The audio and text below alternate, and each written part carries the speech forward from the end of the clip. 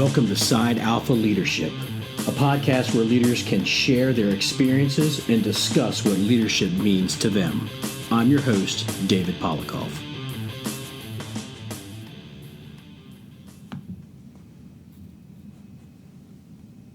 Welcome to Side Alpha Leadership. I'm your host, David Polikoff. Today we're going to be talking about mentoring and mentorship, and I'm fortunate to have a good friend of mine, Sam Vallani, who I work with. Sam is a station captain at his fire department in the Washington metropolitan area, and without putting words in Sam's mouth, Sam, go ahead and introduce yourself. Give us a little bit of background, where you came from prior to the fire service, and then where you are today. My name's Sam Vallani. I'm a third-generation firefighter from the Eastern Shore of Maryland, and I came to Montgomery County for the opportunity, the educational opportunities. When I was in high school, there was this program, living program in the department that I work for in that county's agency, and it was a very active program. It was so active that it was hard to get in the primo firehouses because they didn't have any room. So I ended up at a satellite firehouse to one of the busiest firehouses in that county. Went through my college education there, and then between the end of college and the beginning of my career in the fire service, I volunteered both in Prince George's and Montgomery counties, and I ended up with this opportunity to be a public school teacher and taught with a program called Teach for America in their 98 Corps, and taught in D.C. Public for 2 years. This was my second year when I got hired on as a career firefighter. So I've been doing that for 20 years now, the career fire department, and been a station captain for 2 years. And before that, I was in charge of a recruit training program for 2 years. And before that, I was a lieutenant both at two pretty busy firehouses. And one, I did a lot of tower ladder duty, and the other, I did a lot of engine company duty. So I like to think I have a pretty good background, and definitely being feeling at the 20-year mark, starting to feel like the old senior guy.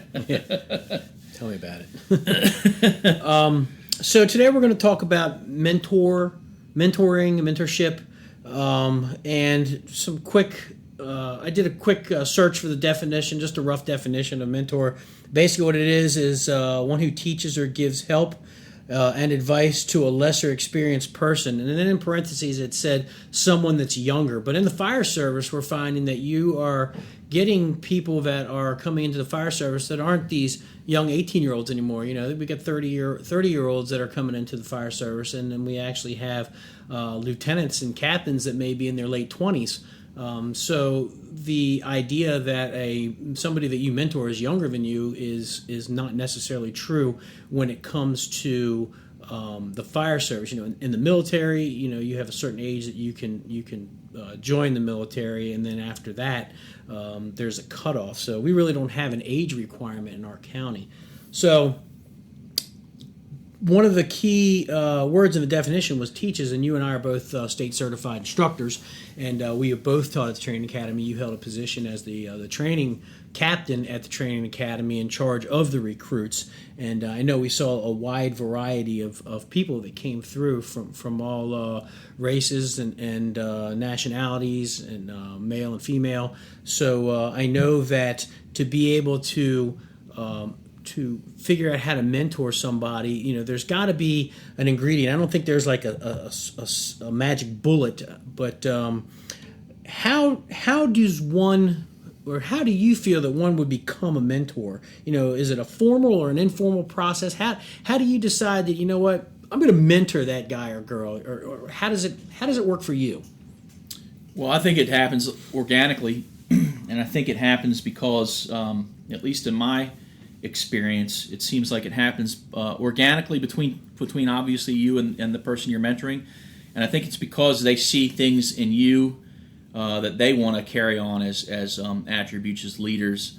And I've been fortunate to be at very good, very busy firehouses with people who are pretty experienced, and also with people who don't have a lot of experience but that are constantly striving to get more experience and learn more I've been fortunate enough to mentor people who literally were like sponges. They just absorbed everything, and they took what worked for them from me and applied it to what they do. And obviously, there's some things, because we're all different, that don't necessarily work out for every person in every situation, every assignment. But I'd like to think that I've always been one of these exercise a great degree of humility in my position, and I still help lift the cot. I still help carry the bags. I still help clean the rigs. I don't spend a lot of time in the office. I spend, as a matter of fact, I'm sure you went to my firehouse. They'd ask, if you asked them how much time they spend in the office, they would probably tell you none, because they very rarely catch me in the office. I only go in the office to counsel if something goes sideways, or when we have to give an annual appraisal. I'll go in the office for that. Or if we have a situation where sensitive matters come up, which obviously with personnel, things do come up from time to time. But other than that, I'm a kitchen officer. I like to stay in the mix with the folks on the floor, and I feel like even that provides a unique mentoring opportunity for my youngest guys, because I'm fielding phone calls and emails, talking to senior guys about different things, and they pick up on that. And one of my junior guys has actually mentioned it. It's like, I've learned more from you than I have in the past, because you're present. You're not holed up in the office. So that brings me to, I just jotted down a quick note so I don't forget. But I guess being approachable, being humble, and not exuding that I know everything because I'm the captain type attitude, and that you have the opportunity that you're willing to learn from other people. But I think being approachable and accessible to your people, I guess, would start to make them feel a little more comfortable, where they would feel that they could approach you in private saying, hey, I got a question for you. How would you do this? What would you do that? Would you say that that's how that whole mentoring thing starts, when you actually, maybe it's initiated from the firefighter or the master firefighter who aspires to be higher rank, would actually come to you and show you that they are interested and I'd like to have your help, even though they don't say, I want you to mentor me. It's kind of one of those, like you say, organic, like, okay, I'm picking up what you're laying down and I'm going to give you the advice, and then maybe they feel they can come to you after that. Would you say that that's kind of how it works? Yeah, it all definitely starts, rather informally, and certainly I'll give you a most recent example. I have a guy that's on the list to be promoted, who's on the bubble, and so what that means is our department's promotional process, the lists are good for 2 years. Eligibility lists are good for 2 years.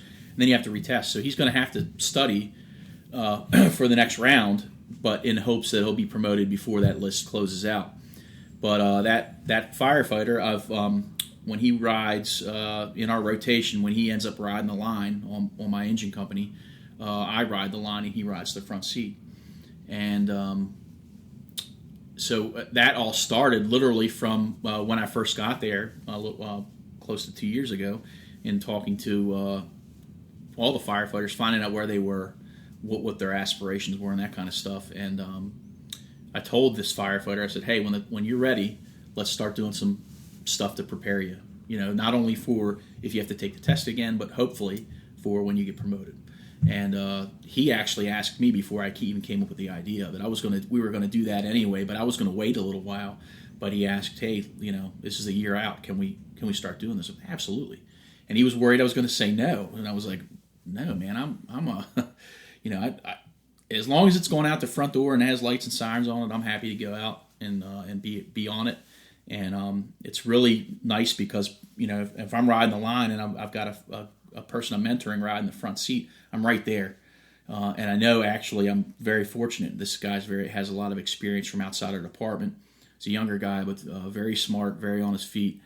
And there's been a couple times where we had a whole 24 hours. We ran like 20 runs, and he's like, "I didn't hear you didn't have any feedback for me," and he didn't need any. I told him, I said, "Look, man, when when there's a challenge, or I'm not obviously I would not let this person mess up intentionally, but if they're doing a great job, I don't. There's no reason for you to say something, It's nice. I mean, it's to that person's credit. if they're doing a great job, there's no real reason to interject sometimes. Just being present, I think, helps them along a little bit. I think that a lot of people look for that affirmation that, hey, doing a good job, keep going. Something along those lines. And I've said it all along. I would much rather get a pat on the back from my subordinates or from my superiors telling me, man, you're doing a hell of a job, as opposed to put me up on stage and pinning a medal to my chest. I could care less about that. It's more of, I'd rather somebody tell me I'm doing a good job. It means a lot more coming from people on the floor. So being approachable, I think, and accountable, and being available, visible, these are all things that I've heard our people in the field say, I wish our bosses were a little more visible, a little more approachable. It takes that apprehension away to where, hey, Cap, can I talk to you for a second? Or, hey, I got a question for you. And when you give them that answer back, then they realize that this is somebody I can go to. And I guess you kind of feel that, you know what? This is somebody that's they're taking their time. They're taking the initiative. And that's the biggest thing, is if somebody takes the initiative to want to better themselves, I'm all in to help those people. Even when I was a station captain, I wouldn't go to somebody saying, hey, if you want to get your Fire 3 status, you got to get checked out to drive the engine. They know that they need to get checked out to drive the engine in order to get their Fire 3 status, but I'm not going to pursue you for it. It's your money. But if you come to me and say, I really want to get checked out to drive the engine, what do I got to do? I'll do whatever. I'm all in to help that person, but you got to start off by helping yourself. That's kind of the way I've always taken it. Yeah, absolutely. Yeah, this initiative's a huge thing, and another recent example that talking about initiative, my last probationary employee, guy shows up to work, works hard, but didn't have like a base set of skills that were relevant to the fire service. So he demonstrated the desire to do better, and he had the initiative. And my senior firefighters, my driver, and I all agree. It's like, he was definitely a challenging probationary employee, but he tried. I mean, to and asked a lot of questions. And but in the beginning, the initiative part wasn't necessarily fully there. He knew to show up early. He knew to work hard, but he didn't know, for example, early on in his career, hey, if I'm riding 8 on the ambulance, the first thing I need to do is check to make sure the passenger compartment, the patient compartment's clean, make sure everything's stocked. If the rig's dirty, clean it, all that stuff. He didn't know he could even do that. He was afraid because nobody said, hey, listen, when you're aide, these are the things you can do. This is the stuff it says you have to do in the book. This is the stuff you're expected to do on the job, especially in the battalion we work in. And the area we work in, there's still a lot of tradition and pride, and it's definitely reflected in the rigs, in the way the folks respond and react to incidents. So we basically had to teach them initiative, and it's teachable. They say, oh well, a leader's born. A leader's definitely not born. Somebody with those qualities, they might have those qualities from their upbringing, but I certainly wasn't born to be, a leader. I didn't know, for one early in my career, I didn't want to be a leader. I wanted to drive the fire truck. I didn't want to do anything but be a driver. And here we are. Yeah, right. I had enough people say, "Hey, listen, you need to think about this." And I developed my leadership through my mentors and through they gave me the skills that I needed to do that for sure. I know that a couple of books that I've read, they talk about Extreme Ownership, which was written by Willink, and in the dichotomy of leadership, and they talk about your ownership. And one of the biggest things that he talks about that I've taken away from that, I've always subscribed to this, not the way he put it, but the way that I've always looked at it. His thing is that if your people aren't doing what they're supposed to do, it's your fault for not explaining to them correctly on what you want done. It's all about giving your expectations. Now, I've always said, I've made my line real straight. I said, if your firefighters suck, it's the officer's fault. And if the officer sucks, it's the battalion chief's fault. And if the battalion chief sucks, it's the duty chief's fault. And if the duty chief sucks, it's the ops chief's fault. And all the way up, if the ops chief's not good, it's the fire chief's fault. And it's a straight line because somewhere along the line, the expectations or the explanation wasn't given that this is what I want you to do. So I think that if we do a better job of explaining the why, which is where we kind of lack in the fire service, we're not at that, you're going to do it because I told you to type thing. I want you to do this, and this is why. They get it. And then that's a lesson that's learned and it's put in their Rolodex. Now, if you have to keep explaining somebody the same thing over and over again, then something's wrong with that person. But if they're not checking the ambulance out like they're supposed to, then the expectations probably weren't relayed to them that they understood. And that's on us as officers. So being officers, it's we have a huge responsibility to make sure that our people are on point. And it starts with us making sure that they do what they need to do. So yeah, having somebody that has no fire service experience, all they know is what they came out of the academy with, and we all know that we teach a certain way at the academy, but we can't teach all the ways of the academy because the academy would be 2 years long. So they come to the fire department and they expect to get those minute details of the fire service and life in the fire service and what the expectations are, and that's, I think it's paramount if you want your people to perform correctly. So changing gears a little bit, who were your mentors and how did they help you? So when you came into the fire service, or even before you started as a volunteer, I know you started out in Ocean City, Maryland, and you progressed forward. So who were some of your mentors and how did they help you? My first mentors, well, I had an informal mentor in my father because I watched, literally from as far back as I can remember, my father going to fires, coming back home smelling like smoke. He informally mentored me a lot. Certainly, just seeing him when I was a kid, really little, I'd be riding with him in his he had this old Jeep, and the fire whistle would blow, and we'd shoot down to the headquarters firehouse, get out, and he'd put me in the at the time the heavy rescue squad was a cab over Ford and had a bench seat for the officer, and there literally was a spot in the middle, and he'd throw me up in there and down the road we'd go. So I actually got to see him operate on some fires, and actually, I remember he came out once and he was bloody and had blood all over his hands, and that's back when they used to vent windows with their helmets. This is the late 70s, and he had cut his hand venting a window on a high-rise fire. So the pyramid condominiums, as a matter of fact, I'll never forget it. It scared me to death, but I knew, you kind of get to know just by talking, seeing him act on calls, and then other people telling me that he was very aggressive and very hardworking. So I had those going for me right away. But then I had some guys when I became a cadet firefighter who were newer firefighters, late teens, early 20s guys who were really big into the FD&Y, really big into buffing jobs, really big into knowing your apparatus, staying at the firehouse, jumping calls, the old border patrol thing, getting close to the other response district and listening like to our neighboring jurisdictions, and literally we'd go buff their calls, and sometimes we'd show up and they'd be handing us hose lines, which was crazy, but that happened more than once. But I got my love and my the zeal and the love for the fire service from those guys for sure, and they were really aggressive. They had they had a lot of the show, the leather helmets and the newest tools and everything, but they also had a lot of the go.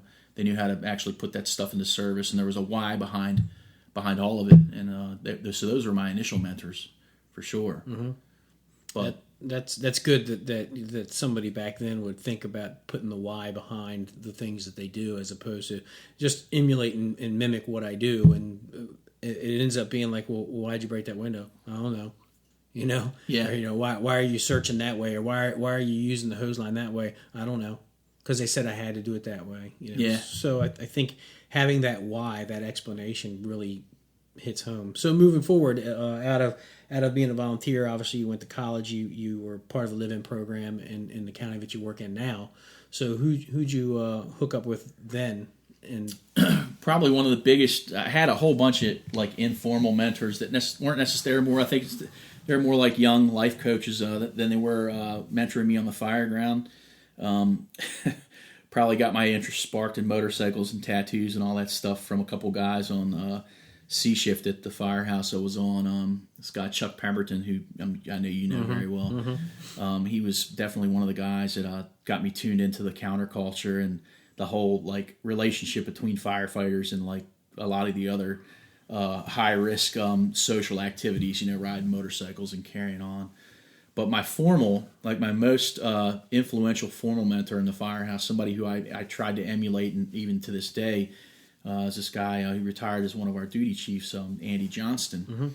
And he was almost like one of my dad in the firehouse. You know, he was not afraid to correct me when I was wrong. He was not afraid to praise me when I was right. And his entire shift kind of rallied behind me, and I think made me into most of the firefighter that I am today. He had a very squared away shift, a very very squared away master, and Mike Dudrow, Kevin Shelto on that shift. I'm sure you remember him. Rick Morrissey was on that shift. There's some guys on that shift that just really I thought were God's gift to the fire service, and they were. I mean, they were, and they did, but they didn't. They never showed it off. They weren't really flashy about it. Whereas, you know, from Ocean City, the guys that I emulated, they were great at what they did, but they also had that kind of like traditional thing. You know, everybody had leather helmets and everybody had long coats. And some of these guys on these shifts at 28, they wore the standard issue equipment, but some of the best firefighters I've ever worked with. You know, but Andy Johnston, he was the lieutenant there at 28. The firehouse was at, and he was just he could even me out from like the corruption that C shift put in me. By the time it came back around to B shift, he could write some of it, but he kept me really forward thinking about my studies. He made sure that I was putting my studies first, and I just saw the way he was with his subordinates, with his firefighters, and his senior firefighter. I was like, that's how I want to be. He never pounded on his chest, not a bit. He was probably one of the most humble firefighters I've ever met, and but very intelligent. He was a Maryland alum as well, so he was very encouraging me transferring to Maryland once I finished my 2 years schooling, and so he was definitely the guy. And some of those lessons that you learned from him, you carry today and try to push that out as well. So that's a sign of a good mentor, is that through the test of time, the things that they told you still stand. There's people that I considered really good mentors, and that I wanted to emulate and do what they did, and thought that was the cool thing to do. And then as you get a little older, it's like, wow, that's kind of stupid. I probably shouldn't have done some stuff like that. But the good thing is that when you learn things like that and you say, don't do what I did, back then, I tell everybody, the joke is that Dave, I want to be like you. I said, don't be like me. I said, be like you, because you don't want to make the mistakes that I made. Learn from the mistakes that I made, and then don't do that. But that's a good barometer of how well you, or what you learn from somebody, if it still stands the test of time as good practices. And then I know that you became a lieutenant, and then you were on day work as a lieutenant, so you got to ride fire engines like every day, engines, truck, rescue squad. That had to help you out, especially having an assigned station and not having to float all over the place. When you got promoted to captain, did you go right to the academy when you got promoted to captain, or were you somewhere and then you went to the academy? I was like in my third or fourth month of floating, and I got approached right when the training captain came out of there. Got approached for that position, and I said, yeah, I'd definitely love to do that. And at the time, and I think it's still this way actually, the academy, there's an in-service training captain, an EMS captain in charge of the EMS side of things, and then the captain is pretty much in charge of recruit training, but they're not, it all just is captain training academy. Right. So I think they knew what they were doing. I didn't know. Right. But, they put me in that spot, and I sat in that spot for like a month, and one of my mentors, certainly yourself and this guy are probably two of my hugest influences on the job these days.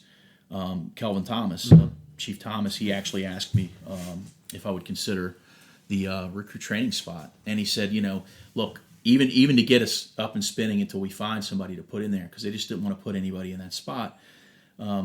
if you would do that, and then you can go back to training if you want. But I think he knew what I was going to, I'd get in there and start digging at it and be like, oh yeah, I want to do this.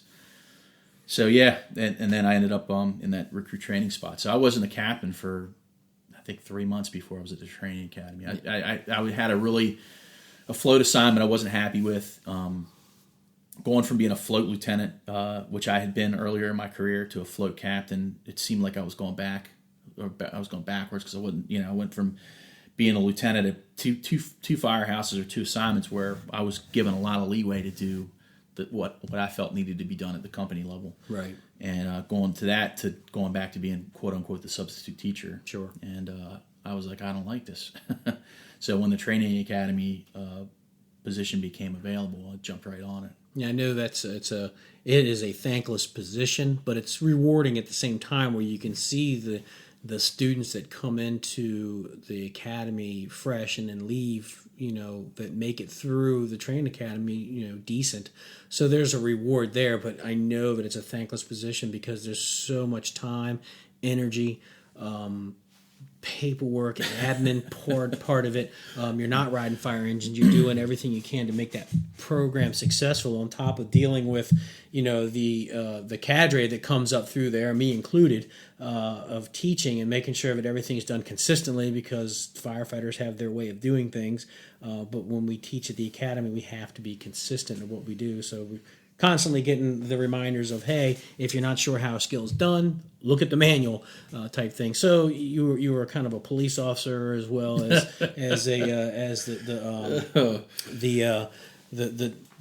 father, or whatever, however you want to look at the father figure of, hey, really? we need to make sure that this gets done correctly. So we are turning out the best recruits that we can. So I know that it's an unsung position, but it's a necessary position. And I know you did that for a handful of recruit classes before you went out into the field at your current assignment, which ironically is where I started as a firefighter. Of course, we were at the firehouse that was across the street, which was the real firehouse. But I had a lot of mentors that were there that shaped me to where I am today. But it's a good assignment. It's like, coming from the country-ish area of the county to the big city, is what it felt like, Right. was kind of an eye-opener.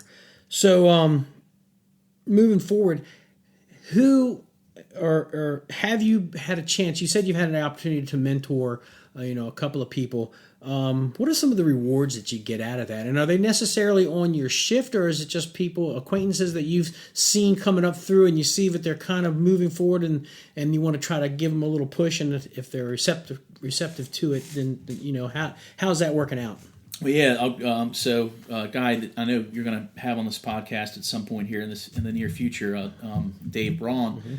When I became went from a day work lieutenant to a shift work lieutenant, I went to a pretty busy firehouse with a good group of folks, and Dave Braun was there as one of the firefighters, and he was just starting his engine driver process, and he's one of those sponges. He's one of those guys that once he started hanging out with myself, Derek Buckley, Mike Murphy, Matt Adams, Sean Hall, Franco Martinez.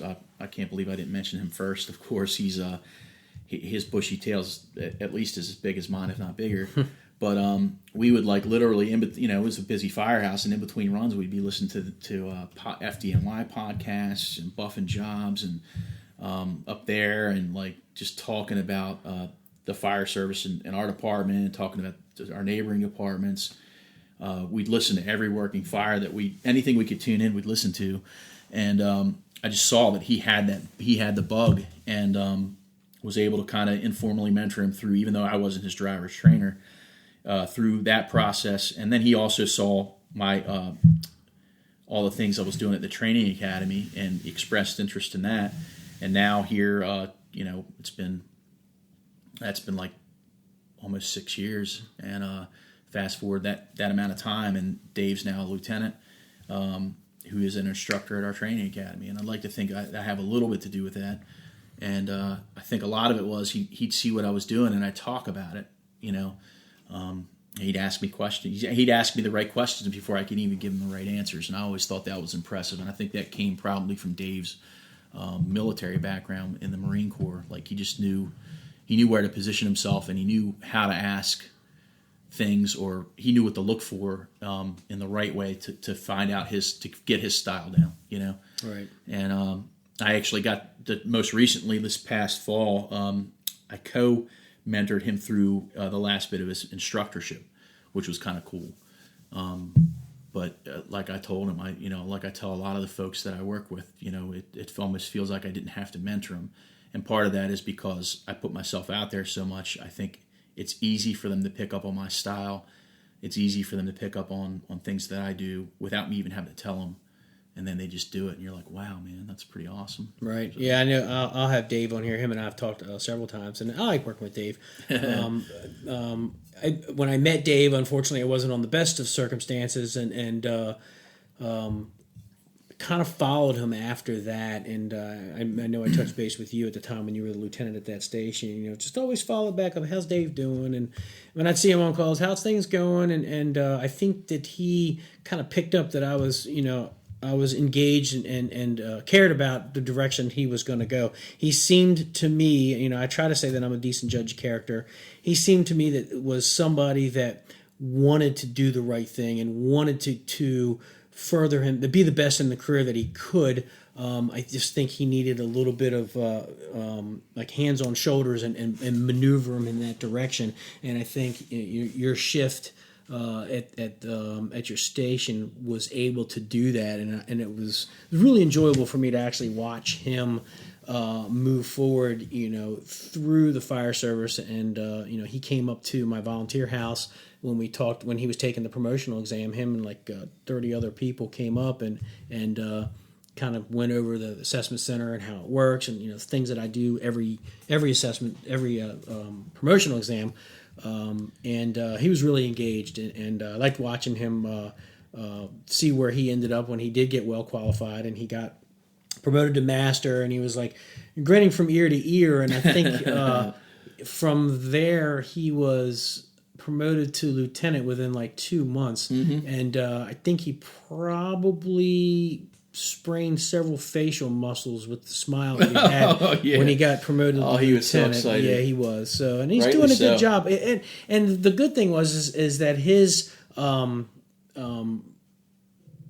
the officer that he had to shadow, or his mentor officer that he was assigned to, was another good guy, a really good officer that's solid. And he got to run a ton of calls at that particular station. So, yeah, without me going too much into Dave, Dave will be on here. We're probably going to focus a little bit more on the military side of the things that he did there.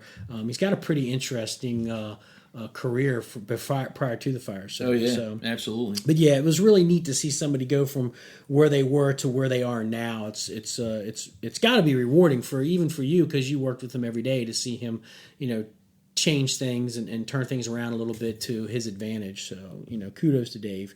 Absolutely. So, as a station officer, we touched on this a little bit. You want to be approachable. You want to be accessible to your people.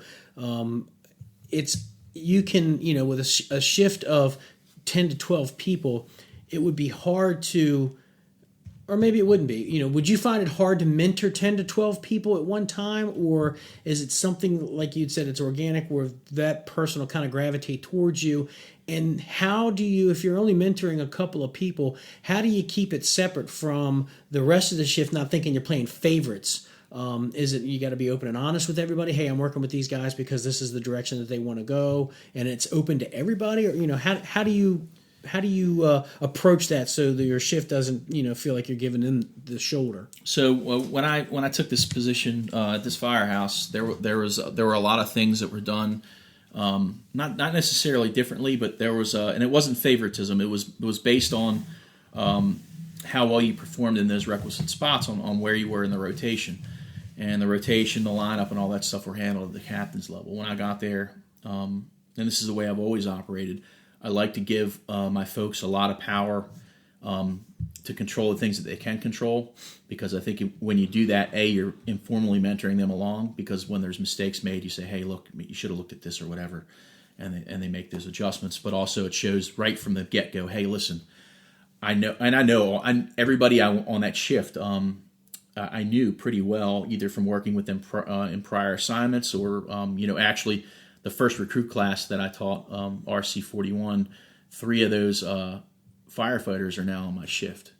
3 of those recruits are now firefighters on my shift. 2 of them just got their engine driver status. So, and I know one of the reasons they're at 1 is because of me, because of how I was as the recruit training coordinator. I was probably the first person in that spot that wasn't big into the military decorum and yelling and carrying on. I was more of a humanist approach. I let my lieutenant be kind of like the let him be the guy that everybody wanted to be around, and then you come in and be he's a cool guy. Good cop, that guy's bad an cop. ass. And the great thing about it is my lieutenant there, and he's got that military background. Yeah, and so he knows how to do it. Reverse mentoring. I mean, I learned so much from Adam Nichols. It's ridiculous, and I tell him that a lot. He knows. I mean, but he loved being bad cop, so it was so easy.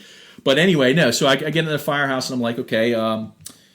The senior master is going to do the lineup, but he's going to be talking to I have 2 masters on my shift. He's going to be talking to the other master firefighter. When they're off, the senior fire 3 is going to be doing the shift, doing the lineup. If those 3 people are off, the next senior firefighter is going to do the lineup, and they have a very equitable way of making sure people rotate through the positions, because we're at a firehouse where there's not a lot of fire rotation. There's 1 fire engine, there's 2 EMS units, and unless you're an engine driver, and my driver actually comes to work quite a bit, so that the opportunity to drive the engine isn't always there. But I put it in their power to do that, and it corrected some of the issues. There was some animosity because there were a few people that were in one part of the rotation that are extraordinary firefighters, knew know the area way better than I'll ever know it, and that was how they were rewarded. Well, I look at it as, hey, you got to bring everybody up to that level. The only way to do that is give them opportunity and let them see by example how it's done, right? So I kind of changed some things around by that and gave them a lot more control of their day, how the lineup's done, what the drills are going to be, even the morning lineup drill. Like, I don't make that. They make them. There's every day of the week somebody makes a different one. Right now we're just hitting really hard on streets, trying to get some of our guys tightened up on streets. But I gave them a lot of power in the firehouse, and then was able to quietly make adjustments where they needed to be made. But honestly, I didn't have to make many, because they already had the example from their prior captain on how it's done, right? But I knew a couple of them. I know for a fact a couple of them are going to go on to be master firefighters, lieutenants, captains, and I wanted them to have that experience right away so that they weren't playing catch up when it came time to get promoted. I know as a captain I made mistakes, and I can look back now and say, wow, I wish I really have done that. I did give the opportunity for the firefighters that were on the list to ride the front seat, and I would ride behind them. I felt that it was my job to make sure that they were ready for the next level, because it's a reflection on the shift. What I didn't do was allow those masters to make the riding assignments and post them, and I always did that myself. I always say, I'm going to do the riding assignments, because if anybody has a complaint, they can come directly to me, as opposed to have a complaint about the riding assignments that a master does, and they're just going to grumble behind everybody's back. What I should have done is empowered my masters, and I had good masters when I was at my station. My last assignment as a captain, strong masters that I should have said, hey, you know what? It's all you. You make the right assignments. Just make sure it's done fair and equitable. I didn't do that, and I look back on it now, and I wish I did. That was one of the things that I wish I had changed. My masters were good that I had them. They were informal mentors to me, even whether they knew it or not, because I learned a lot of stuff from those guys. And I also made sure what I did do is that they were responsible for what happened on the floor. Ultimately, as a captain, I had the full responsibility of what happened, but they were the ones that kind of tuned and tightened up things that needed to be tightened up on the floor. So it didn't have to come to the lieutenant or the captain level. They could take care of it right then and there. And then they would offhandedly say, oh, by the way, this is what's going on. It's been taken care of. And I trusted that it was done because I trusted my masters. But I also recognized right away that, my masters don't take a ton of leave, and they're constantly driving the engine in the tower. So I talked with them and said, every now and then I'm going to put you in the bucket in the firefighter position and allow these firefighters to drive, because when they get detailed out to go drive somebody else's fire engine, I don't want them to be on the scene making mistakes or drawing blanks on how they're supposed to be pumping the line or setting the tower up, because that's a reflection back on our shift and how we train our people. So they were very receptive to that, and they were all in allowing these firefighters to get some driving time, which was good. Yeah. But there were some things that I wish I would have done differently that I learned now to empower the junior officers to and the firefighters to take some responsibility and do stuff. Now what I do, in my position now, where in the morning I see the lineup, and a lot of times it'll say, I'll have certain people that have to go to our medical facility to get their physicals, but there's no apparatus attached to how it's going to work. So I'll just put it out to the officers that have the affected people. Figure out how you're going to get these people up there and let me know. Yeah, I think it's great. And put it back on them. And, hopefully they're not looking at that as like, oh, that battalion chief's lazy, doesn't want to do his job. And what I'm trying to do is get you guys to communicate, come up with a plan, make a decision, call me back and tell me what you're going to do, not ask me. And if I have a problem with it, then I'll let you know. If I don't, great, move on. I'll put it on the schedule. So I want them to be able to make decisions. So sure. I'm learning as we go is that, in order to build your people up, you have to kind of give them some responsibility.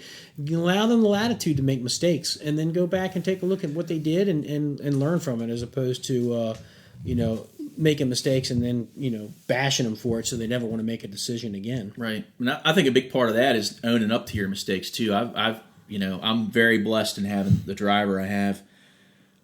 His dad was actually, as you very well know, he's on your shift at one. Yep. His dad was a driver there, and he knows it's ridiculous. Like I only get in the map book for my edification purposes to make sure I can still flip pages, because he knows like first through like fifth dues where the hydrants are. Almost, it's just crazy as his uncanny ability to do it, and. But there are times where somebody else will be driving me, or even when he's driving me, I'll say, "Yeah, we're going to go around the block this way or whatever," and I'll be wrong. I make sure that everybody knows that I 100% own it. And I know before anybody, because it's easy. It'd be easy if I didn't say anything to be like, "Well, I can't believe Brian made that decision." Driving him. And meanwhile, I'll be like, "No, that was me." It's you got to own them, and that's I think my youngest guys definitely see that. They say, "Well, wow, he anytime he's wrong, he owns up to it right away, and he works on how to fix it. He always has some kind of solution. And if I don't have a solution, I sometimes if it's something that I'm doing that's net adversely affecting them, I'll go to them for the solution, and they always have it. Right. It seems like they always have the answer. Yeah, so. they're going to give you the answer whether you want it or not. Yeah. It's funny you say that, because I remember, when Chuck Early, who was my engine driver, I've known Chuck since I was a kid. He's not that much older than me. We were both kind of kids when we volunteered together. He was my driver. He was my master when I rode the engine. And there'd be times I'd be looking stuff up in the map book, and I'd be like, "All right, when we come back, the maxi brake's already hit. We're here." Yeah, type of things. I knew where he was going. Oh, that's the best. Or there's other times where I say, "Hey, Chuck, when we get up here, we're going to take a ride." He goes, "Yeah, Polly, we're not doing that." Yeah. He said, "No, we're not going that. We're going to come around on this way." And I'm like, "All right." And most of the time, he was right. He knew the area. Oh, he knew the best ways man. to come in. He knew where the hydrants were. He knew where the truck was going to come in the other way. So, it's having that comfort. And then when you have somebody that doesn't have that, and you need to make sure you know how to use a map book, because there's going to be times where they're not going to know where they're going. So, but owning your mistakes is huge. And that'll be a whole nother show in itself. Yeah, right. Just taking ownership of the things that you do and of your people. So we talked about, most of the time, not everybody on your shift is going to be looking for a mentor. I think it's one of those things you just kind of have that feeling by the way that they're approaching and talking to you, and the way you're talking to them, and they're absorbing what you're saying. And then it'll probably morph into, "Hey, Cap, I really want to take this next promotional exam. I'm a little nervous." And I think that's kind of like the little spark. Just like, okay, well, I'm going to help you. If you want me to, I will help you. And then that's kind of how it evolves into this mentorship. That's how it's always seemed to me. Yeah, somebody that's willing, that wants your advice, but doesn't quite know how to ask you for it. So they'll kind of ask these leading questions. And as an officer, it's our responsibility to pick up on that. Oh yeah, because if that's a lost opportunity, you might lose that guy forever. Right. Yeah. It's all, and that's a whole. You bring up a really good point in listening. You got to have your ears open, ears and eyes open. Sometimes even like off duty problems. I can see those before anybody comes to me for help. Right. It usually manifests itself in behaviors in the station. Absolutely. Either they're extra tired, extra agitated, not on the ball on calls. I've had a firefighter, not fairly recently, but let's say just since I've been back in the field, that I noticed a change on a call. I was like, that's not right. And then I pulled him aside and said, hey man, what's going on at home? 100%. It seems like 99.9% of the time there's a problem at home. It manifests itself in the firehouse in some way. It's not always their general demeanor or behavior. Sometimes it's something that you'll catch. You'll be like, oh, that's different. Then that's not them. And if you pay attention to your folks enough, you get to know them pretty well. And you're able. You just gotta have the fortitude to ask the question. A lot of people are afraid to ask the question. Hey, is everything okay? Right. I've even had my guys approach me. Hey, is everything okay? And I'm very open about my personal life with my shift. I'm probably a very non-traditional in the officer role that way, but and I'll be like, yeah, there's always something. Right. Absolutely. That brings up. It's basically, we're circling back to what you said in the beginning. We talked about and if anybody, the dozens of people that are listening to this podcast, or the 3 or 4 people that are listening to this podcast, if you take anything away of being an officer, you have to be engaged with your people. You have to know what's going on in the field. If you're in your office with the door closed, with all this paperwork, and let's be honest, I've been in the fire service for 32 years as a career guy. There's not that much paperwork. No. There's really not. So if you are not engaged with your people, if you don't know what's going on, you are totally missing the mark of being an officer. And being engaged and seeing your people every day and listening to what they're saying, hearing the conversations that are going on around the kitchen table, knowing that, there's something a little off on that. I'm going to have to key in and find out what's going on. Maybe it's just me, but I'm going to have to find out. If you're not doing that, you are not being a good officer. You're not being good to your people. Right. And a lot of times it could be a small problem that could easily manifest into something major. The old school way of thinking was leave your problems at home and you come to work and you got to give 100% and you got to be here at work. That's not Check how it your works. Feelings at the door. That's not how it works. Feelings is a different thing. You can't bring your feelings to work. Yeah. But when there are things going on at home, whether it be with your spouse or your kids, or maybe somebody's ill in your family, and it's really occupying a lot of your time and your head, it may throw that person off. And as officers, we need to be the people that can sit down and say, hey, is everything okay? We have to do that as an officer. And if you're listening to this, and if you consider yourself an introvert, somebody that just doesn't really want to sit down and talk with people, you got to really get out of your shell. You need to learn how to be able to sit down and make sure your people are okay, because that is the number one thing that an officer has to do, is you have to make sure your people are protected and they're taken care of. And if you're not doing that, you're doing a huge injustice to your people. So it kind of circles around what we talked about. You got to be approachable. You cannot be in the office all day long. You have to participate in drills. You have to take the trash out. You have to wash the dishes. The young people are going to see you doing these things, and they're going to recognize right away. If the captain's washing the fire engine, if the captain's taking out the trash, if the captain's helping sweep the floor, I should be doing that too. The example that you're setting is what they should be picking up, and the example, and as an officer, the example should be care for your people, and then maybe that'll, peel off onto the other firefighters, and as they move forward in their career, that they got to take care of their people, because we have a lot of people that are all in for themselves, and you just can't be that way. So moving on, let's talk about the fire service in general, not necessarily where we work, but in general. Do you think that we're missing the mark when it comes to mentoring? I know we've started a new program of mentoring officers to be, but do you think that we should be capturing these people earlier in their career and providing something as officers or even as senior firefighters or masters? Yeah, I think one of the biggest problems, and it's if you look at like globally, look at it, the baby boomer generation has pretty much retired from the fire service, and there have been it's gone in waves. It started when I was in maybe like my 4th or 5th year on the job. I started seeing these like mass exoduses, and I'm like, man, that's a lot of people leaving. But then you got to think, well, those folks were hired at the same time. You were born, like 25 years. Yeah, when I was born. Yeah, and and then it became actually when I got promoted to lieutenant, I was one of 14 promoted just off of the announcement that was made for not the whole list. Mm-hmm. That list was exhausted like halfway through the year or through the 2-year process for the list. So I think what has happened is we sped up. Like there was a pretty decent passing on of knowledge, pretty decent mentoring, a lot of there was enough, like, okay, you'd have a shift and it'd be the same people for like 5 years. Yeah. And then somebody get promoted or somebody retire, right? But shifts stayed together for a long time. And my shift was together for almost 7 years, which is unheard of now. Yeah, yeah. And it's so now, fast forward to today, it's so things happen so fast. And there haven't been as many promotions and transfers here like in the past year, but it seems like up until about, well, it's even happening, now. There's just a lot of movement, right? A lot of people retiring, a lot of people getting promoted.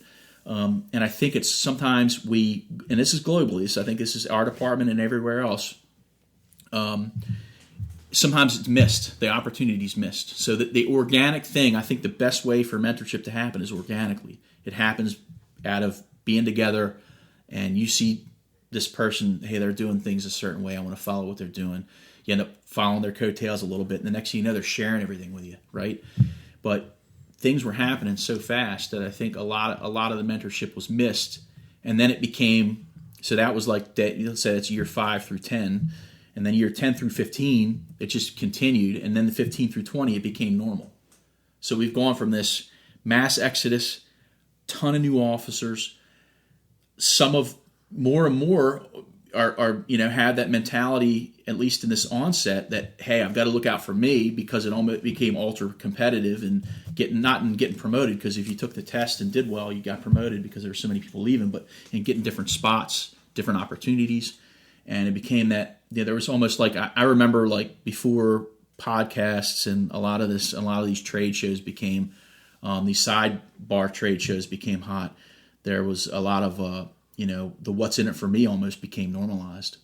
And now we've kind of taken a reset, or at least a step back, and said, man, we can't do this. This is ruining the fire service. Right. It's ruining the fire service. We missed so many mentoring opportunities. Now I don't know how we would have fixed that, because literally it had been you had a 3-year firefighter mentoring a brand new lieutenant or something. I don't know how that would work, but there were so many people leaving and so many people moving that the opportunity for that organic transition into mentorship was lost across the board.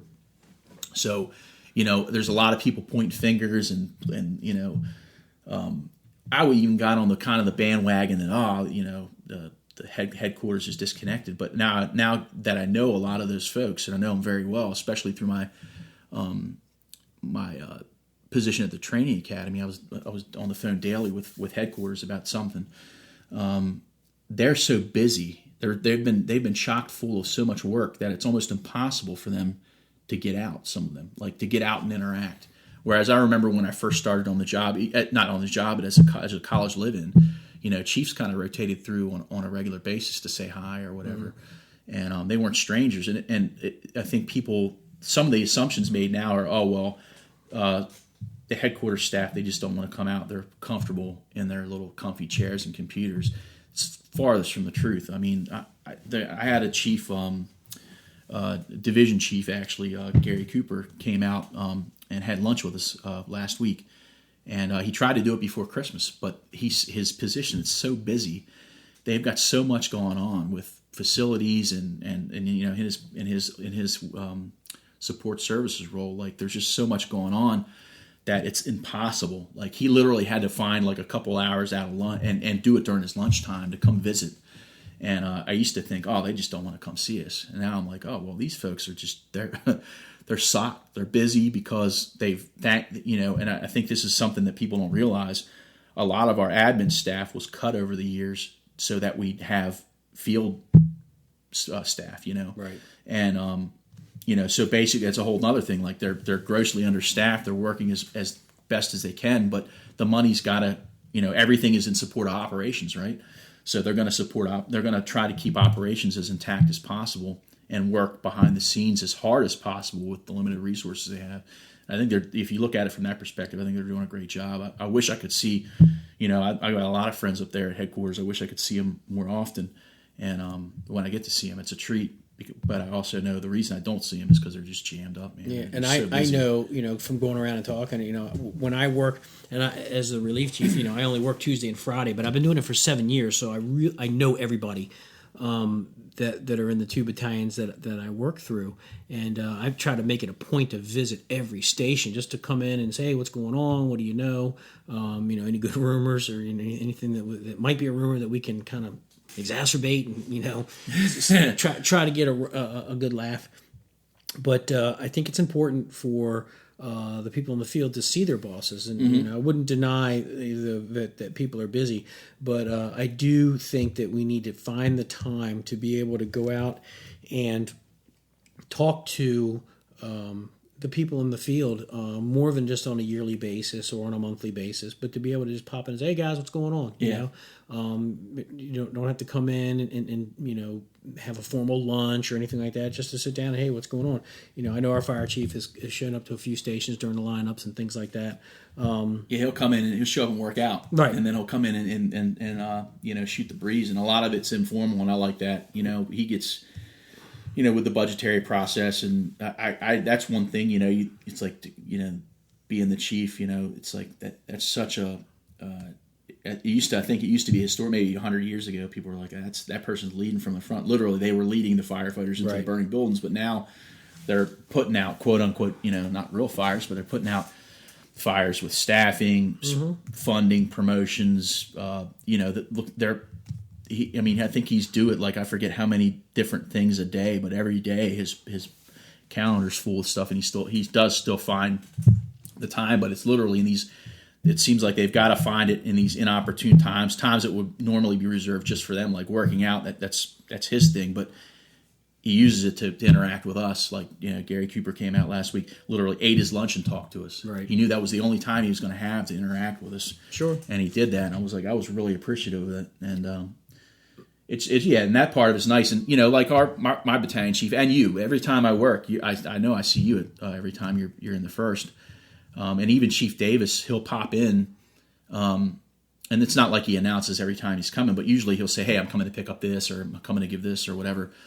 He'll just pop in, and we're in a hole in our response district where it puts him out of position for some of his response area, but he'll still come down just to say hi, and that goes such a long way with the fellas. And he just does it just to interact. He doesn't have anything. He's not passing on anything. We always end up talking about something cool. But it's literally, he'll come in and he'll throw a joke over about sports, or especially one of my guys is a huge New England fan, so obviously lately it's been good fodder. How them Patriots, and it'll get them all fired up, and then we'll just be talking about whatever. But it's nice. So, and that's the great thing about the battalion chief role, I think. And I'm obviously looking forward to hopefully being promoted in this cycle. Is that the field battalion chiefs they have the opportunity to get out, and that's a big part of their job, is interacting with their company officers and making sure everybody's on the same page and everybody's okay, and hopefully recognizing issues before they make it up to headquarters. Absolutely. I know that as coming in and talking to the people. I don't like to announce when I'm coming. I just like to show, because I like to see you guys in your raw form of what's going on. I've never questioned, like, why are you guys still in your PT clothes? My assumption is that you're still in your PT clothes because something's going on that precluded you from getting dressed yet. The book's read. The book's 2 pages of reds in the book already. I got no issues with what's going on because I trust my officers. So we're coming down to the witching hour. Just to wrap this up real quick, we had talked about, what's the firefighters from the past versus what we have now. Do you think that we're different? I mean, obviously, we are a little different. The technology's at our fingertips where it wasn't back in the day. You know, we barely had a computer when we first started. Right. You know, and a lot of my officers were Vietnam era people, and they're not around anymore. You know, they were my dad's age when I came in. So, are firefighters different now than they were at the past? Obviously, that's yes, more or less. But how do we connect? How would you connect with somebody who's new? I know, as a battalion chief, when I come into the fire station and I see somebody that I don't know, I know that they're a fairly new person. I'll go up and, you know, introduce myself, shake their hand, and then I'll ask them, you know, what'd you do before this? You know, if they're 18 years old, probably not much. But if they're in their 20s, you know, hey, I was in the military. Oh, cool. You know, tell me about that. What did you do? You know, what kind of stuff did you do? You know, or I worked whatever. And I want to hear where they come from, because I know that what they've done in their past may be able to something that I can use in a good way in the future, where you may have somebody that's like, yeah, I was in the corporate world. I was an HR rep for blah, blah, blah. Okay, cool. If I ever need to know something about that particular world, that's a person I can talk to about it. So, you know, they have something to offer. It goes back to, don't ever think you're the smartest person in the room just because you outrank everybody. So how will we connect with the new generation of firefighters that are coming in? It's being involved, and I think in being involved, you've got to be vulnerable. I think that's a big thing. You know, being a company officer, everybody likes to think, well, you got to be this big tough person, and you know, you got to walk in pretty gruff, and you know, you don't have any problems, because if they see that you're human, God forbid, right? So I think being vulnerable and like letting them kind of tell you things that you don't know a lot of times, especially about how their day to day is.